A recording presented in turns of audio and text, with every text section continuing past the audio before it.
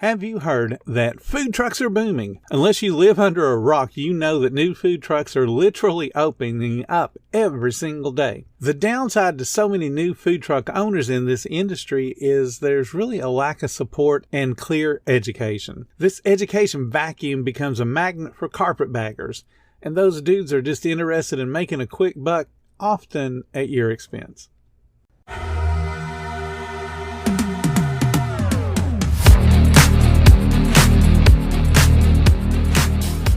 Welcome to the 10-Minute Food Truck Training Podcast. My name is Bill Moore. I am a food truck business coach, author of 5 food truck vending books, including Food Truck 101 and Food Truck 201.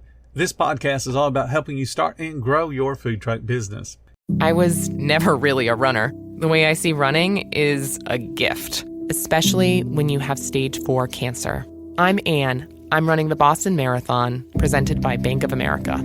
I run for Dana-Farber Cancer Institute to give people like me a chance to thrive in life, even with cancer. Join Bank of America in helping Anne's cause. Give if you can at BofA.com/supportAnne. What would you like the power to do? References to charitable organizations is not an endorsement by Bank of America Corporation. Copyright 2025. In just the last 2 weeks, 16 brand new food truck owners joined my coaching program. In the last 12 months, I've worked with 185 different food truck owners that all wanted to improve their businesses. Going back to the beginning of my coaching business, I've worked with over 925 food truck owners. And I'm not talking about listeners to this podcast. There's been 135,000 of those. I'm not talking about views to the YouTube channel. There's been 29,000 of those. I'm not talking about the book sales that I've made. There's been 3,400 of those.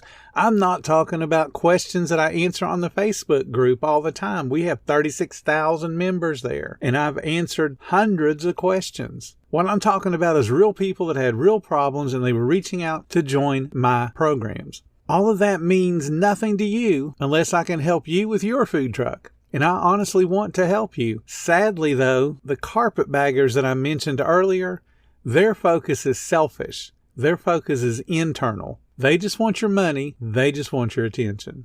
So how can I help you? Well, today we're going to shine the light on the fads, the gimmicks, the schemes, the scams that are all in the world of food truck education. And here is what my flashlight found as we were searching around the dark corners of the internet. I found a post claiming that food trucks don't sell food. The author attempts to make a deep intellectual argument that food trucks sell consistency. Well, they don't. Let me know if your POS system has a key on it that's marked consistency. Food trucks sell food. It's in the name, food truck.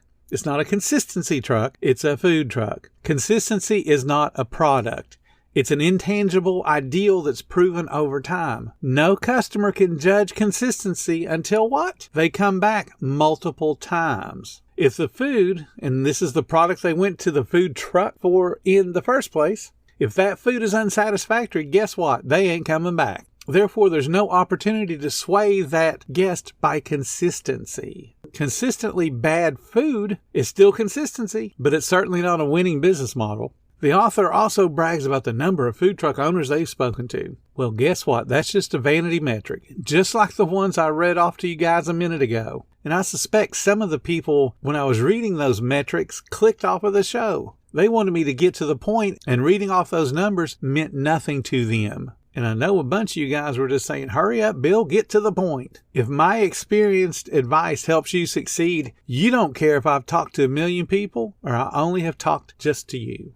Another post in a different group shared a vendor that missed an opportunity by wanting too much money in return for too little company equity for the investors he was talking to. The poster of that video felt like the deal should have been struck and that greed got into the way. Of course, I'm talking about a Shark Tank episode. While the investors that are on Shark Tank, they're spending their own money. That's real life. And it's real life to them. It's real life to the people that get on the show. But still, the show is for entertainment. It's edited down to the bits the producers think are interesting and dramatic. The short segment you get to see takes hours of recording. It takes hours of the negotiations. They have to reshoot scenes. They have to get those perfect reactions where the person has that, oh my goodness, look on their face. And then they reshoot it if they don't get the result they want. And then, of course, they got to collect the interviews. In reality, only about 56% of the people that ever get on Shark Tank secure a deal. And on average, they give up about a quarter of their company. There is little to be learned by wasting your time watching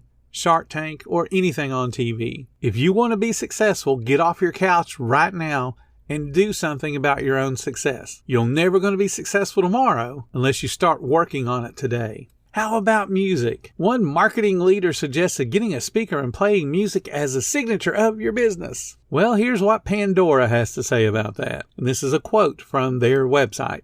To publicly perform copyrighted music in your business establishment, you are required to obtain permission from the copyright owner or its representative. If you do not receive the proper authorization, you can be held liable for damages from a minimum of up to $750 all the way up to a maximum of $150,000 per song played. Recently, for example, ASCAP, that's a copyright holding company for a whole bunch of artists, they filed 10 legal actions against bars and restaurants across the United States. And the sad thing is the average cost for those establishments would have been $2 a day. But they refused to pay that because, music's free. We don't have to pay attention to the copyrights. So the music publisher sued and they won. Every year, BMI, which is a different copyright holding company, sues about a half a dozen businesses in New Jersey alone for just playing one of the songs they have in their repertoire of 8 million songs. One restaurant company didn't have permission to play the Rolling Stones' Brown Sugar, Elton John's Benny and the Jets and Your Song, and then Amy Winehouse's You Know I'm No Good. So the restaurant was fined $24,000. That's $6,000 for those 4 songs. See, I'm a copyright holder. All of my books are copyright. And I would be really upset to see somebody use the material that I've written for them to make money for themselves. Playing someone's music without paying them is stealing. Yet you have a marketing leader suggesting that food truck owners make theft their signature. There are several brand spanking new Facebook groups that are all about food trucks, and they've popped up in the last 4 months. And there's nothing wrong with that. My group was new at one point as well. But what I find interesting is one of the groups was started by a person that has a product to sell. Again, nothing wrong with that, but they've spammed every single group that they belong to with their sales pitch. I kicked him out of my group because I don't allow sales posts in my group. And he kept posting and posting, so sending to the curb. But in this group this dude started, they have 2 rules prohibiting what they do in all the other groups. As a matter of fact, when I found this new group of his, he had posted 6 posts back to back in this other smaller food truck group that was talking about all the products he has to sell. But yet in his group, no one's allowed to sell anything, but I bet he is. And that speaks to integrity. There's no problem making a living. I have no issues with that. And you can do whatever you feel is appropriate within moral, legal, and ethical boundaries. But to prohibit in your own group exactly what you do in other groups is, well, being a carpetbagger. Another well-known influencer in many food truck groups posted an amazing opportunity that 99% of all food truck owners that I know would have pounced on it in a second. Well, he turned it down. And then he attempted to explain why the opportunity was just not worth his time. He was invited to be one of only 2 trucks at a big concert that had internationally known stars performing. The brand development company wanted an in-kind trade of food so they could feed the VIPs and the influencers and the attendees. Basically, it was going to be about 500 people they wanted fed for free between the 2 trucks they wanted to invite. And the question becomes, is that going to be a loss for the day? Well, the big mouth food truck owner, he thought so. But think about it. It would be an investment.